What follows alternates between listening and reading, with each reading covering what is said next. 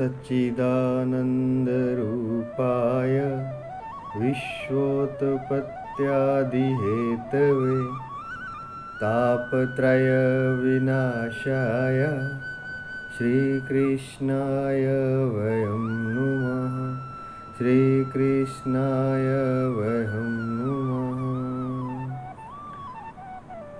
भक्तवांछा कल्पतरु शरणागत वत्सल भक्त वत्सल भगवान श्री कृष्ण और उनके साक्षात स्वरूप श्रीमद् भागवत महापुराण के चरणों में नमन करते हुए, प्रणाम करते हुए, साथ ही साथ दिव्य विभूतियों श्री गणेश जी, श्री हनुमान जी, नारद जी, सनकादि ऋषियों, व्यास जी, सुखदेव जी, ऋषि पराशर, राजऋषि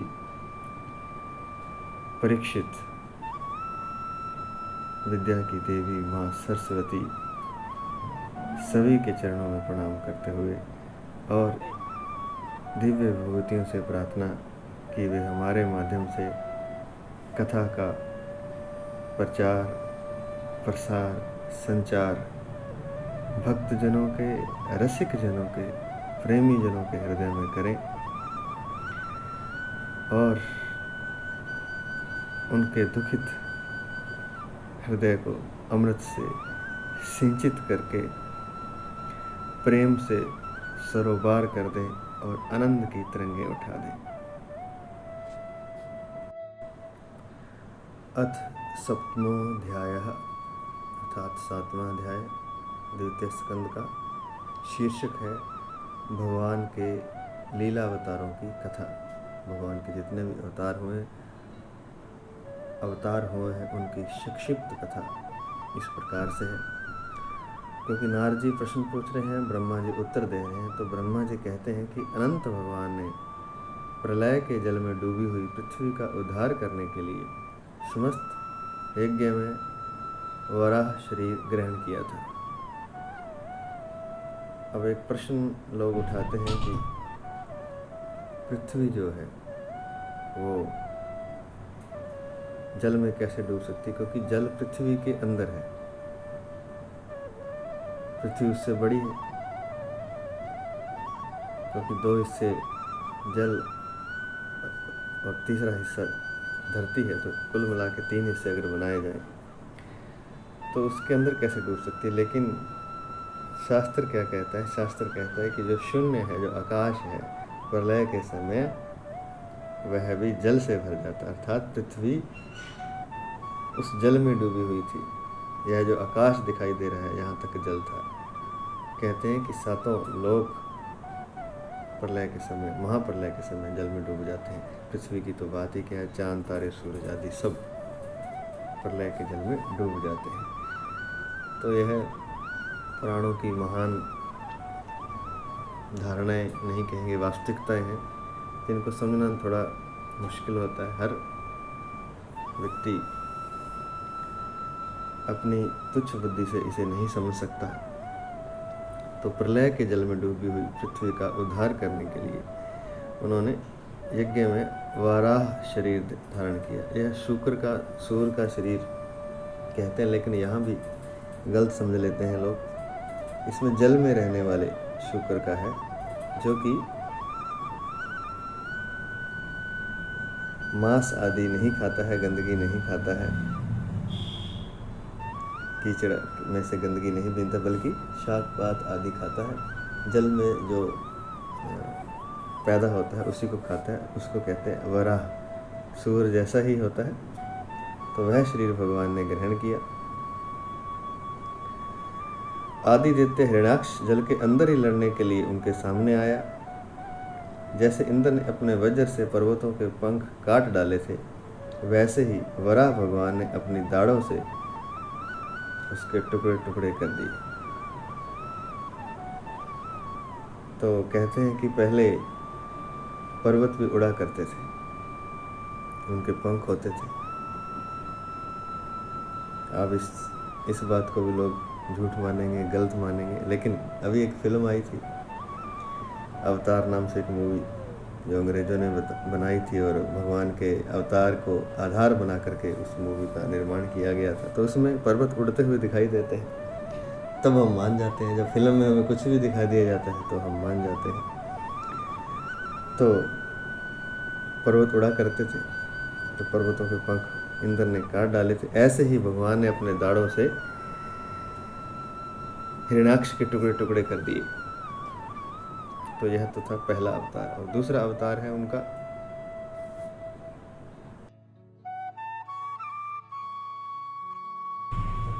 सुयज्ञ के रूप में दूसरा अवतार उन्होंने ग्रहण किया। रुचि नामक प्रजापति की पत्नी आकुति के गर्भ से सुयज्ञ के रूप में अवतार ग्रहण किया। पिता का नाम रुचि और पत्नी उनकी आकुति, माता सुयज्ञ की माता, भगवान ने जिस माता के गर्भ से अवतार ग्रहण किया उनका नाम था आकुति। इस अवतार में उन्होंने दक्षिणा नाम की पत्नी से सुयम नाम के देवताओं को उत्पन्न किया और तीनों लोगों के बड़े बड़े संकट हर लिए। इसलिए इस अवतार में उनका नाम हरि हुआ। इसी से श्यामभुव मनु ने उन्हें हरि के नाम से पुकारा। तो सबसे पहले जो मनु थे वो श्यामभुव मनु, तो उन्हीं के नाम से उन्होंने उन्हें हरि नाम से पुकारा, क्योंकि उन्होंने तीनों लोगों के बड़े बड़े संकटों को हर लिया था। नारद कर्दम प्रजापति के घर देवहूति के गर्भ से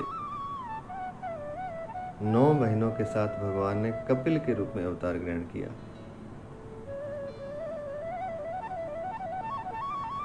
उन्होंने अपनी माता को उस आत्मज्ञान का उपदेश दिया जिससे वे इसी जन्म में अपने हृदय के संपूर्ण मल अर्थात जो कीचड़ है, तीनों गुणों की आसक्ति का सारा कीचड़ धो करके कपिल भगवान के वास्तविक स्वरूप को प्राप्त हो गई।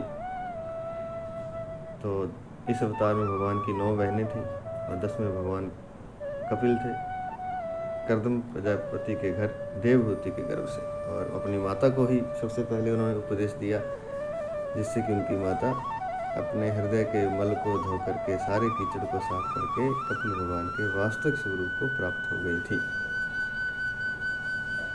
चौथा अवतार उनका महर्षि अत्रि भगवान को, चौथा अवतार है उनका अगला, जिसमें महर्षि अत्रि भगवान को पुत्र रूप में प्राप्त करना चाहते थे। उन पर प्रसन्न होकर भगवान ने उनसे एक दिन कहा था कि मैंने अपने आप को तुम्हें दे दिया। इसी से अवतार लेने पर भगवान का नाम दत्तात्रेय पड़ा, क्योंकि भगवान ने अपने आप को दे दिया था। दत्त मैंने दे दिया, दत्तात्रेय पड़ा। उनके चरण कमलों के पराग से अपने शरीर को पवित्र करके राजा यदु और सहस्त्रा अर्जुन आदि ने योग की, भोग और मोक्ष दोनों ही सिद्धियां प्राप्त की। तो योग की 2 सिद्धियां होती हैं। एक तो योग से जितना योगी होता है उससे भोग अच्छे से कर सकता है, क्योंकि स्वस्थ रहेगा तो भोग कर सकेगा। भोग के लिए शरीर जो साधन है उसका स्वस्थ रहना जरूरी है, तो उसके लिए भी योग जरूरी है। अगर संसार के भोग भोगने तो भी योग करना पड़ेगा, अगर सच में भोगने, नहीं तो भोग नहीं सकेगा, क्योंकि शरीर रोगी होगा तो कैसे भोग सकेगा। और मोक्ष चाहिए तो भी योग से मिलेगा। तो योग एक साधन है जिससे भोग से लेकर मोक्ष तक की प्राप्ति होती है। तो ये दोनों ही सिद्धियां दत्तात्रेय भगवान के चरण कमलों के पराग से अपने शरीर को पवित्र करके राजा यदु ने और सहस्त्रा अर्जुन आदि ने प्राप्त की थी, ये दोनों सिद्धियां। तो इस अवतार में भगवान का नाम दत्तात्रेय था। अगला अवतार है 5वां नारद। सृष्टि के प्रारंभ में मैंने, ब्रह्मा जी कहते हैं कि हे नारद, सृष्टि के प्रारंभ में मैंने विविध लोकों को रचने की इच्छा से तपस्या की। मेरे उस अखंड तप से प्रसन्न होकर उन्होंने तप अर्थ वाले सन नाम से युक्त होकर सनक, सनंदन, सनातन और संत कुमार के रूप में अवतार ग्रहण किया। जब ये सृष्टि का प्रारंभ हुआ बार बार सृष्टि बनती है, बिगड़ती है। तो इस बार जब सृष्टि का प्रारंभ हुआ तो नारद जी को कहते हैं ब्रह्मा जी कि मैं अकेला था और मैं कुछ रचना करना चाहता था, विविध लोकों की रचना करना चाहता था। तो मैंने तपस्या की, तो उस अखंड तपस्या से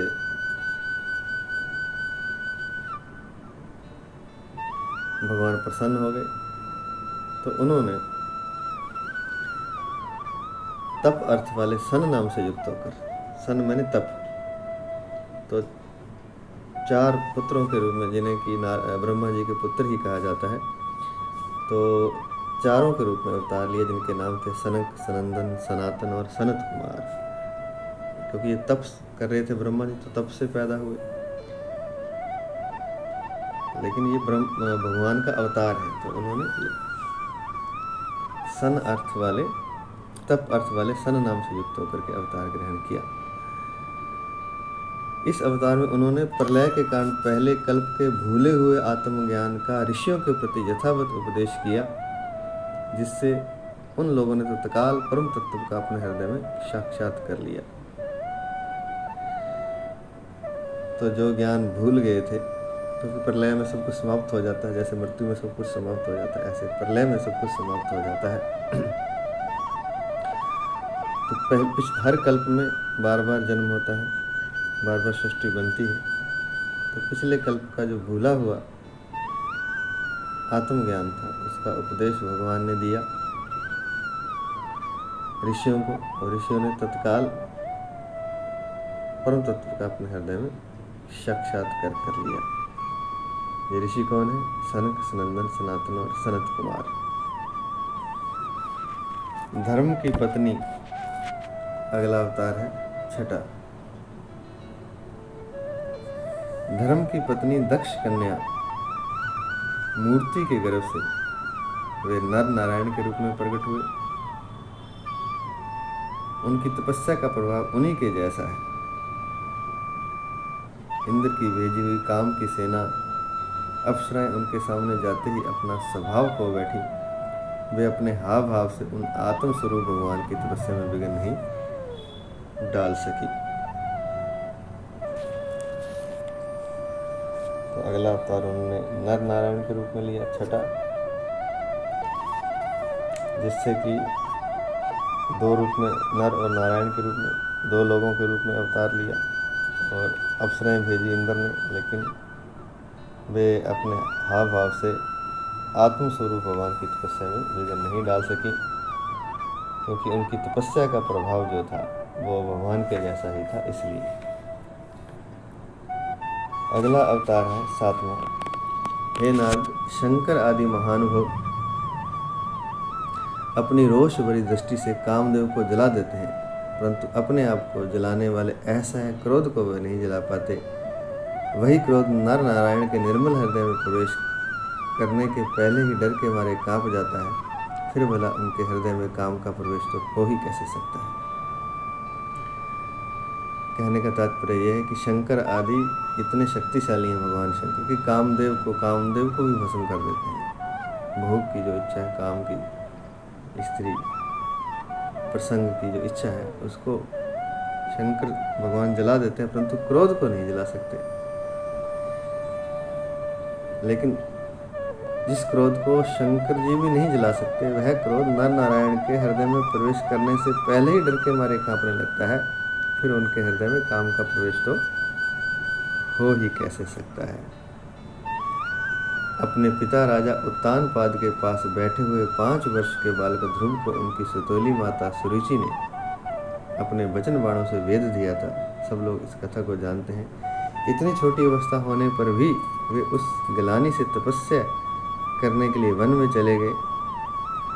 उनकी प्रार्थना से प्रसन्न होकर भगवान प्रकट हुए और उन्होंने ध्रुव को ध्रुव पद का वरदान दिया।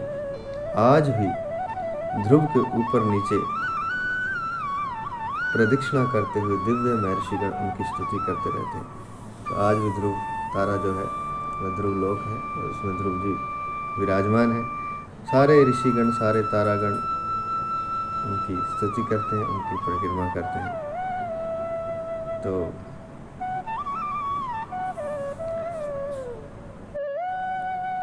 कुमार्गगामी वेन एक राजा हुए हैं। वेन का ऐश्वर्य और पौरुष ब्राह्मणों के हुंकार रूपी वज्र से जलकर भस्म हो गया।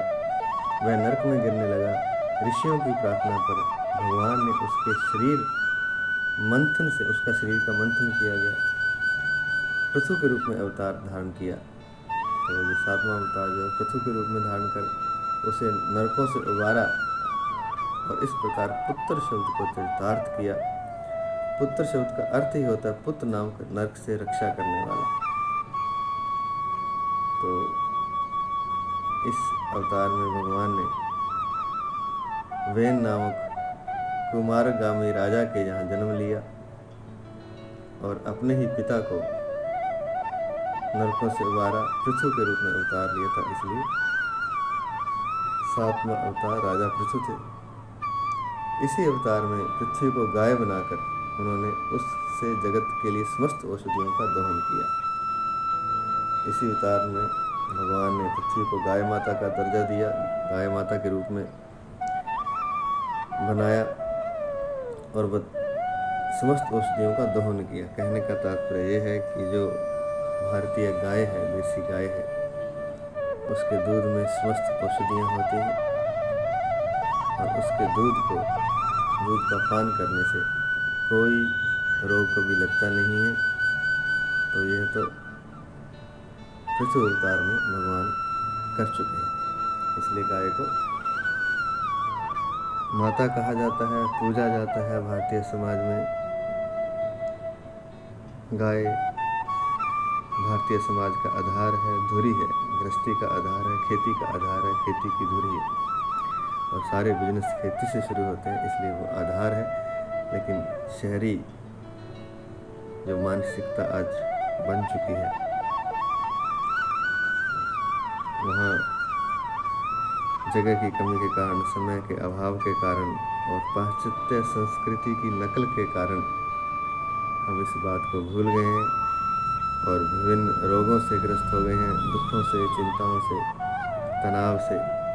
युवावस्था में ही मृत्युएं हो रही हैं, कारण कि रोग इतने फैल गए हैं, कारण कि शुद्ध दूध नहीं मिल रहा है, कारण कि गाय माता का पालन नहीं हो रहा है। तो जो गांव में रहते हैं, जिनके पास जगह है, तो वो लोग इसका पालन करते हैं और गाय माता को माँ की तरह सेवा करते हुए, पूजते हुए उसके औषधि रूपी दूध का पान करते हैं। इस तरह से वे प्रसन्न भी रहते हैं, उनके जो चित्त की दशा है वह भी अच्छी रहती है। मानसिक स्थिति में वे भारतीय संस्कृति का पालन करने वाले होते हैं और पाश्चात्य संस्कृति से कोसों दूर होते हैं। तो गाय धुरी है भारतीय सभ्य समाज की, संस्कृत समाज की। तो गाय जब निकाल दी जाएगी तो भारत में कुछ नहीं बचेगा। अगला अवतार है भगवान का। राजा नाभि की पत्नी सुदेवी के गर्भ से भगवान ने ऋषभदेव के रूप में जन्म लिया। इस अवतार में समस्त आसक्तियों से रहित रहकर अपनी इंद्रियों और मन को अत्यंत शांत करके एवं अपने स्वरूप में स्थित होकर समदर्शी के रूप में उन्होंने जड़ों की भांति योगचर्या का आचरण किया। जैसे पत्थर होता है, जड़ होता है कोई, उस तरह से उन्होंने योगचर्या का आचरण किया। इस स्थिति को महर्षि लोग परमहंस पद अथवा अवधूतचर्या कहते हैं। अब जैन धर्म जो है वो इन्हीं ऋषभदेव से जैन धर्म वाले मानते हैं। हालांकि ये हिंदू धर्म ही है और ये भगवान के अवतार हैं ऋषभदेव जी। जैनों के 24 तीर्थंकर हैं, जिसमें अंतिम भगवान महावीर हैं और प्रथम जो है वो ऋषभदेव हैं। तो ऋषभदेव भगवान के अवतार हैं और आगे चल करके इस परंपरा में जो ऋषि मुनि पैदा हुए तो उन्होंने अलग एक संप्रदाय, जैसे कि जैन संप्रदाय आजकल कहा जाता है, का जन्म हुआ। वास्तव में ऋषभदेव हिंदू ही हैं, सनातन परंपरा से ही हैं, भगवान के अवतार हैं। इसके बाद स्वयं उन्हीं यज्ञ पुरुष ने मेरे यज्ञ में स्वर्ण के समान कांति वाले है ग्रीव के रूप में, अर्थात घोड़े है मैंने घोड़ा, ग्रीव मैंने गला, जिसका जो ऊपर का हिस्सा है वो घोड़े जैसा है, जो कि सोने की समान कांति वाले थे। तो ब्रह्मा जी कहते हैं कि उस यज्ञ पुरुष ने मेरे यज्ञ में स्वर्ण के समान कांति वाले है ग्रीव के रूप में अवतार ग्रहण किया। भगवान का यह विग्रह वेद में, यज्ञ में और सर्वदेव में है। उन्हीं की नासिका से श्वास के रूप में वेदवाणी प्रकट हुई। तो है ग्रीव के रूप में जन्म लिया और भगवान का यह विग्रह वेद में है, यज्ञ में है और सर्वदेव में है। तो सारे वेद, सारा यज्ञ और सारे देव और वेद और सारे यज्ञ इसी है ग्रीव अवतार में आ जाते हैं। इनकी पूजा करने से, इनको मानने से तीनों की पूजा हो जाती है। उन्हीं की नासिका से श्वास के रूप में वेदवाणी प्रकट हुई। तो है ग्रीव की नासिका से जब श्वास चलती तो उसी श्वास से वेदवाणी प्रकट हुई। आज इतना ही। हरि शरणम, हरि शरणम, हरि शरणम।